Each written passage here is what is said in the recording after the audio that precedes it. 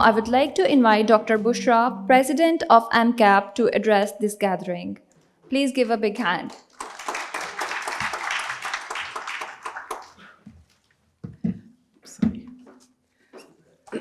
Assalamu alaikum and good morning. Dear Dr. Jonathan Edelton, Dr. Altaf, Dr. Noshir, and Dr. Marwan and Dr. Waqas, and distinguished national and international scholars and colleagues, and my very dear students, Assalamu alaikum.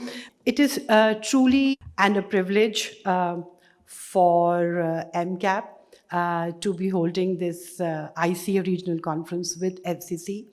And honestly, this is like a dream come true. I remember a year back, a little more than a year back, when Dr. Firasat came up with this idea to the executive team of AMCAP, Dr. Abida, Dr. Zaim, Dr. Salim, and Dr. Altafullah, and we were all so excited. And then Dr. Firasat took the lead. And by the grace of God, with her very hard work and dedication, है तो छोटी सी पर माशाल्लाह से वो कहते हैं ना इस चंपी में बड़े बड़े गुण. So the way she माशाल्लाह से applied herself and the way she had to juggle between her two positions as an executive member of AMCAP and also as the head of the department of FC College representing FCC was a very challenging job. I would also like to take this opportunity of introducing what AMCAP is. AMCAP is Association of Media Academic Professionals of Pakistan. It's been there since last 10 years. And we are very happy that how the will and how the academia together has been able to work and form this beautiful network of media academics and scholars. And I just wanted to announce that inshallah in February we will be having our 10th AMCAP International Conference, which will be on media literacy, and it will be at Beacon House National University. Along with that, we will be also having our doctoral school, which is in collaboration. It's also on the same pattern as ECRIA. And by the grace of God, now that it's going to be our 6th one, so we are very happy and we are looking forward to more active participation from all of you and from other scholars from all over Pakistan in these two events. I would, this is going to be the flow of my presentation. I'll be talking about how this beautiful world is a gift from God, what is our responsibility there, how should we look at it, and then why are we exploiting it, who is exploiting it, what are the consequences of that exploitation. Then I would like to talk about the potential of humanity in the light of Iqbal's sciences, and then success stories of how we have also, despite all odds, been able to sort of work our way for a better world, better earth, and then the successful communication strategies, and finally the collective will. It might sound a little long, but it's not as long as you think. This is the slide. I mean, I really had to, I really wanted to show you that this world is really very, very beautiful. We all witness it also, but we also need to ask that why has God created this beautiful world? What are the signs in it? What does it really want from us? What does this beautiful universe really want from us? Why this creation around us? I think these are the questions that we as human beings need to ask ourselves repeatedly. Whenever we look at the beauty around us, whether it is in the form of mountains or the flowers or the rivers or the seas, these are the questions that we need to ask ourselves. Why are we here, and why is this beautiful universe around us? Maybe there's one school of thought which says that maybe these divine gifts are given to us as sources of inspiration for us to make a more compassionate, more just society, which is characterized by strong fraternal bonds. Maybe it's because of that. Pakistan, mashallah, is also a land of beauty. We witness it every day. And for our international scholars, the country, upcountry is a place that you all must visit whenever you have an opportunity. But what has happened? The powerful vested and capitalistic interests have done this thing also to our country. And we really need to look what has been happening, how the temperature is rising 3 times as fast as it was, in the last decade. Why these hurricanes and wildlife, what is happening to our ozone layer, what is happening to our sea levels, why are there so many floods? So these are the things that we need to look into, and this is from the beautiful Pakistan that you just saw earlier. This is what we are heading to, and this is a very painful sight. And I think it's very important to ask, who is responsible for that? Are we responsible for that? Or there are some other who are responsible for that and we might be victims of it? Or maybe all of us together are responsible. We do need to look into certain facts that how developed countries have been responsible in creating these disasters. In a country like Pakistan, the historical emissions, in the sense that it's now, through research, it's shown that 25% of the total emissions since 1751 USA has been responsible for that. The top 6 countries which are responsible for bringing this climate crisis are China, US, European Union, India, Russia, and Japan. So we really need to look into these factors also. What has happened with reference to Pakistan also? Pakistan has also become very vulnerable in this situation, that now it is, I think it was 8th, and now I think it is the 5th global climate risk index में वो है. तो यानी कि बहुत बड़ा एक threat hai to Pakistan, and it's not really that Pakistan is responsible for that. Pakistan is a victim of those exploitative, imperialistic and exploitative vested interests. The climate and the temperature has risen.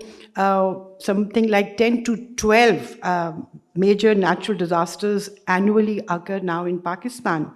And something like 1.5 million people have been displaced. So these are not small facts. These are facts that we need to think and we need to move forward with in our discussions. Likewise, who are the people who are part of this thing and what are they doing? The fossil fuel industry is making sure that we use more fossil fuel. That is another factor that is responsible for wherever we are at the moment. Deforestation driven by palm oil, mining operations, industrial agricultural practices. Then there is a lot of political influence on the developing nations to rely on the fossil fuels.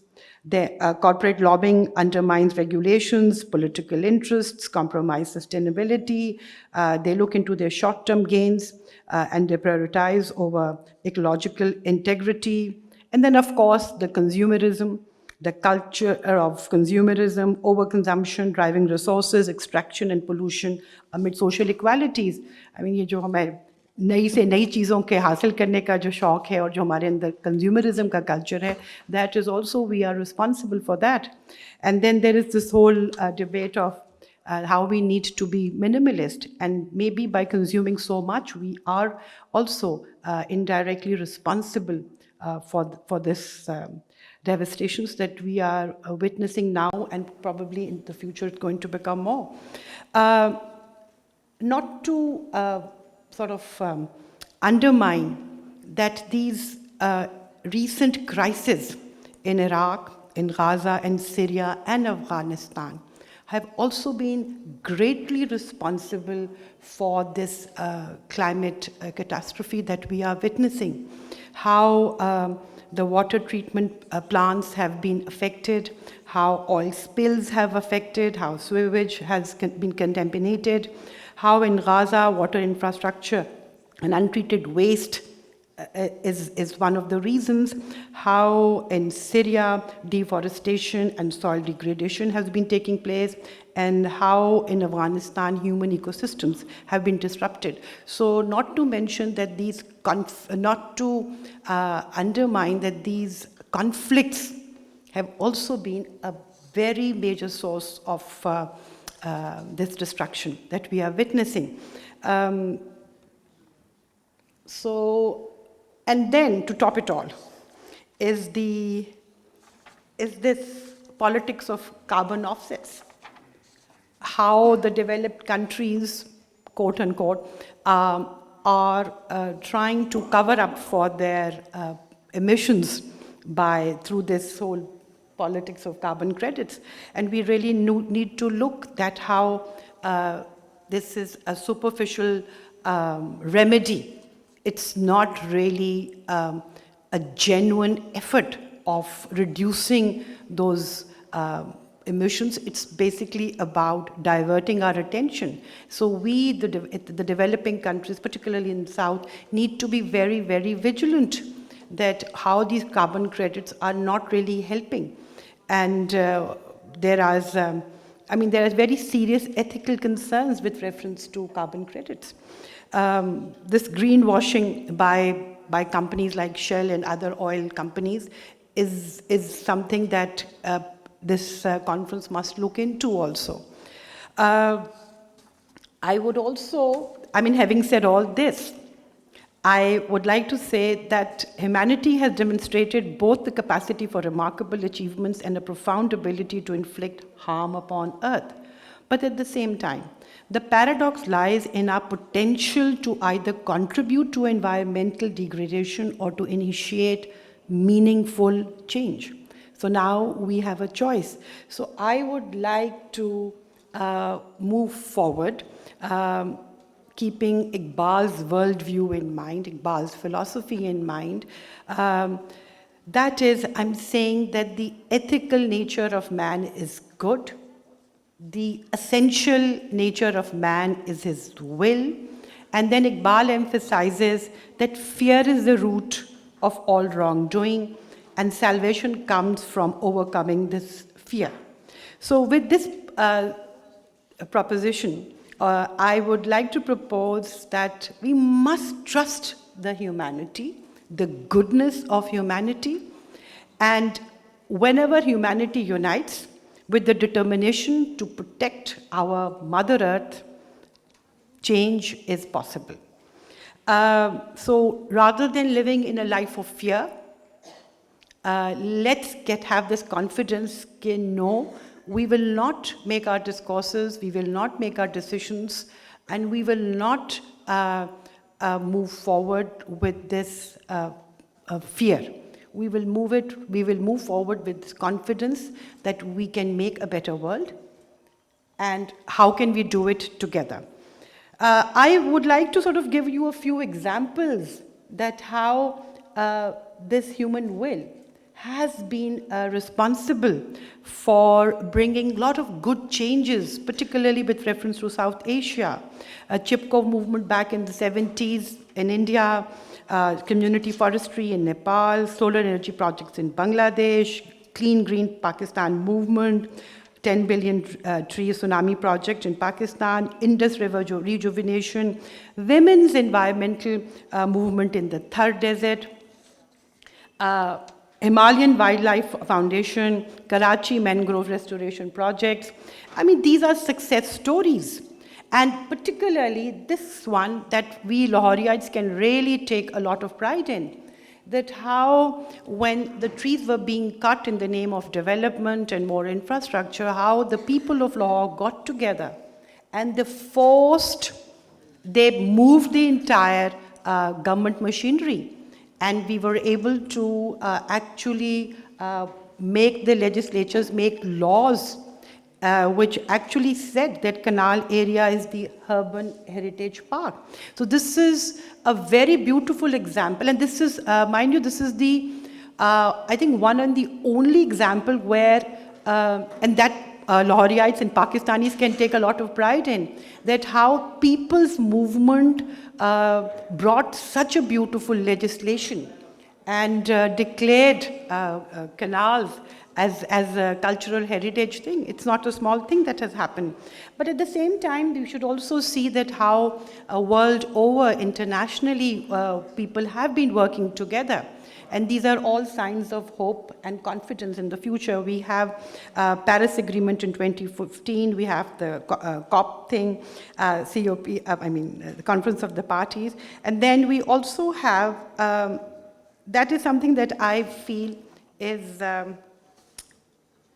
well, we also have this Good Friday thing, which I really liked, which is the youth thing. I don't know whether it's here or not. But anyway, the Good Friday movement started from the youth in Germany, and how the youth has been responsible in forcing their government to reduce the emissions. So these are good signs. These are the things that show that we can trust humanity. When it comes to communication, we also need to see that there are also success stories, particularly again with reference to South Asia, that has been responsible for bringing effective strategies to change to communicate the climate crisis issues and mobilize people. How can they move forward? So basically, I want to say, and I've been saying this word, Mother Earth, again and again. It has come from this perspective that God wants himself to be recognized with the attribute of Rahman and Rahim, the most compassionate and most merciful. And Rahman has come from the three-letter word Raham, which is an Arabic word and which basically means, it also has, the mother's womb is also called Raham. So the fetus is grown and protected in that Raham, in that fetus, in that womb. So what I'm trying to say here is that it's what we now need is to move with that compassion, with that care that Raham provides for the little one that has to come. So it's like a mutual relationship, how we need to take care of our Mother Earth, and how Mother Earth also takes care of us.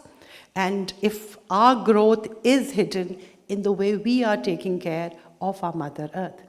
And so these are again a couple of examples, collective will for global change. And I would like to say at the end that I was just thinking, and I sort of, this is what I feel I get from Iqbal Sciences. Awareness inspires, but continuous action ignites solutions. So when you have trust in humanity and you have this trust on your will, then it is the actions that is going to make difference. So from these conferences, these academic ventures, we expect, and so much of time and energy is spent here. It's not just about our intellectual stimulations. It's not about just because we want to make a point.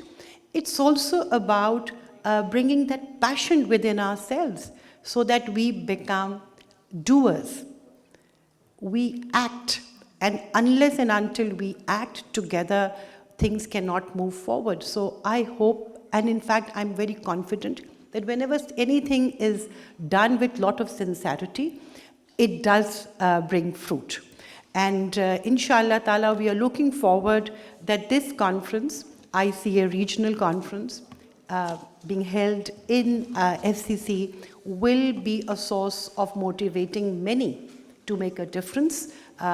Thank you very much. Take care of yourself. Thank you.